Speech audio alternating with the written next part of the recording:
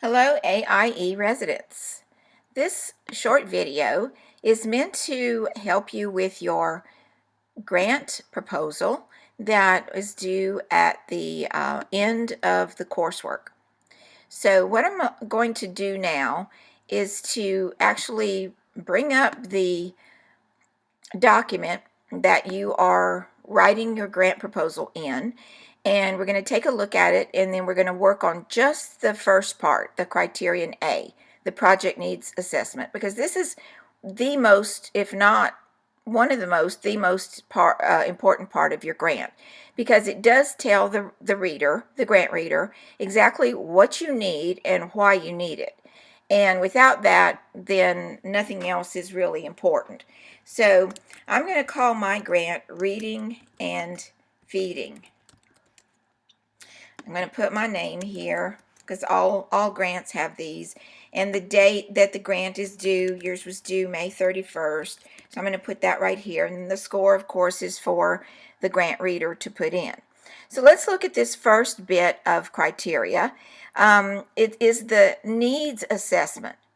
Okay, what does my school need or my group need?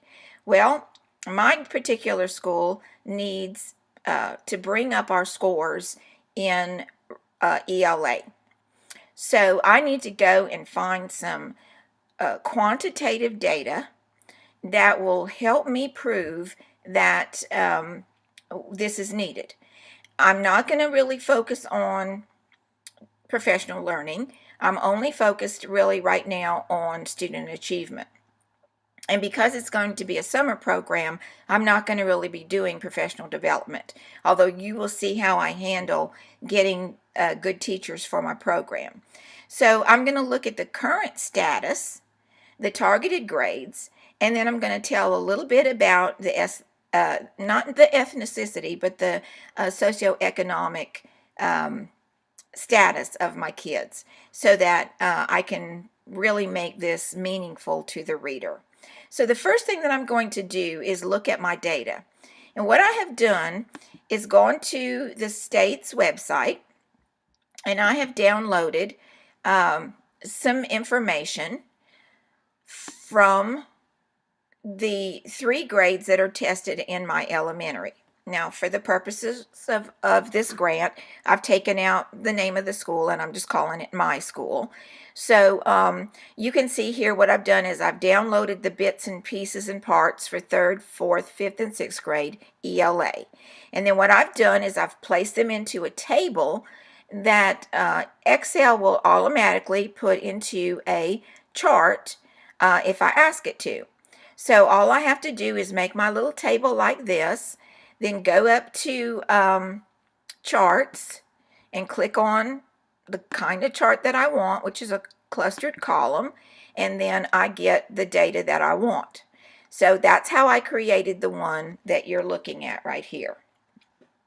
And now all I have to do is change my numbers in here because it will automatically change this chart or this this graph. And then what I did was I just pasted it into my document. So let's see what that looks like now. So I've gone down here to just this first section, and I've said, okay, I need this money because my 3rd grade iLeap scores, as you can see, they're not very good. 4th grade, LEAP, 5th grade, these are the grades at my school that are state assessed, so, and this is what I decided to use. So then I give a detailed description. Detailed above are the graphs showing my school student performance as compared to the state. In each achievement level except basic, my school students are not performing as well as the state. We recently slipped from an SPS of D to an F because we are failing to bring our struggling students up in achievement performance. We also, and I got that information off of our report card, we also realized that poverty has impact on our learners.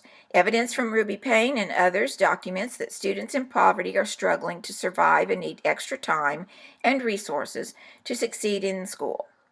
The percentage of free reduced lunch, here's my second piece of data, is 89%. Okay, so 89% socioeconomically in need, and then my charts show that I have a high percentage of kids that are in below basic on my achievement charts. So this also indicates the need for the feeding program. The free lunch program at my school for the summer will feed approximately 300 students in grades 3 through 6, according to data gathered from the cafeteria room supervisor. All 300 of these students will receive an invitation to the feeding and reading program. All right, so that has then clearly defined what this grant is about.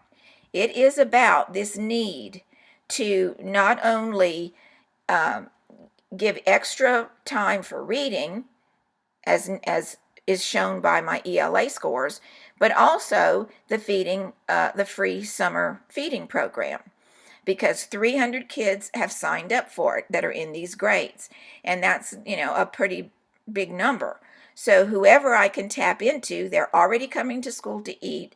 The food is free, and so then I'm going to tap into having them already there by providing some ELA tutoring. So that's what I have decided my grant is going to be about.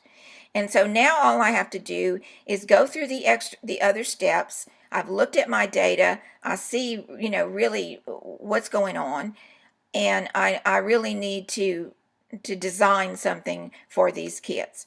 So I'm going to look at the second part in the next video, so you can go through your school's data. You can do what I did, decide what data you want to use for your project, and then actually work through this first part of the template in your needs assessment. You give me some graphs, and then you give me some explanation. And this is the end of part A. Thank you, and come back for part B.